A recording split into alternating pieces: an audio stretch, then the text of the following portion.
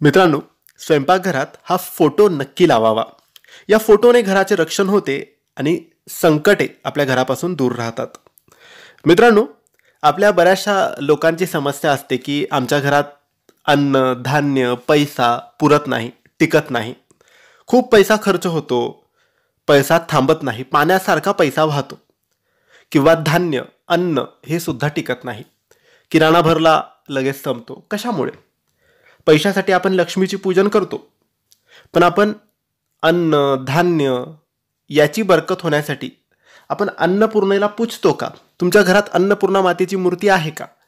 नसेल तर लगेच घ्यावी, अभिषेक करावा आणि आपल्या देवघरात लक्ष्मी सारखीच अन्नपूर्णा मातेची मूर्ती स्थापन करावी आणि रोज पूजन करावे. त्यासोबतच आपलं स्वयंपाकघर सुद्धा खूप महत्त्वाचं असतं, कारण आपल्याला, आपल्या परिवाराला जिथून ऊर्जा मिळते ते दोनच गोष्टी आहेत आपल्या संपूर्ण घरात. एक तर आपल्या घरातलं देवघर, जिथून आपल्याला ऊर्जा मिळते, सकारात्मक दैवीय शक्ती, आणि दुसरं म्हणजे आपलं स्वयंपाकघर, जिथे आपल्याला चालण्याची, फिरण्याची ताकद मिळते.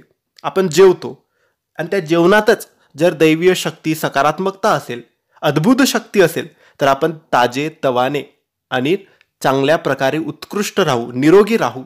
म्हणून तुम्हाला तुमच्या किचनमध्ये, स्वयंपाकघरात हा एक फोटो लावायचा आहे. आता हा फोटो कोणत्या दिशेला लावावा? तर हा फोटो तुम्हाला लावायचा आहे किचनच्या पूर्व दिशेच्या भिंतीवर. पूर्व दिशेच्या भिंतीवर लावायचा आहे आणि हा फोटो आहे अन्नपूर्णा मातेचा फोटो. हो मित्रांनो, अन्नपूर्णा मातेचा फोटो आपल्या देवघरात असला तरी चालेल, देवघरात मूर्ती असेल आणि असायलाच पाहिजे. आणि त्यासोबतच एक फोटो, प्रतिमा घ्यायची आहे आणि पूर्व दिशेच्या भिंतीवर लावायचा आहे. कशासाठी? तर आपल्या घरात जोही व्यक्ती येईल तो कधीच उपाशी जाणार नाही. तुम्ही थोडं बनवाल तरी सगळ्या लोकांचं पोट भरेलच, कारण ज्यांच्या घरामध्ये स्वयंपाक केलेला असतो आणि तो संपतो आणि तरी माणसं उपाशी राहतात, त्या घरामध्ये अन्नपूर्णा नसते, त्या घरामध्ये आशीर्वाद नसतो. हां, ज्या घरामध्ये थोडंसुद्धा जेवण केलं तरी लोक जेवून थोडंफार जेवण उरतं, त्या घरामध्ये अन्नपूर्णा स्वतः वास करते, त्या घरामध्ये अन्नपूर्णेचा आशीर्वाद असतो. म्हणून हा फोटो लावायचा आहे. अन्नपूर्णेचा आशीर्वाद मिळावा, कृपा मिळावी.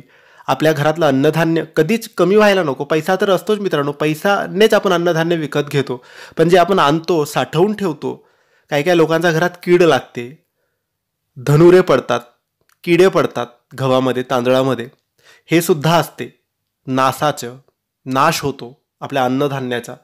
तर याच्यासाठी आशीर्वाद पाहिजे अन्नपूर्णा मातेचा, आणि यासाठीच आपलं किचन हे अन्नाचं घर आहे, हे जेवणाचं घर आहे, म्हणून स्वयंपाकघर आहे.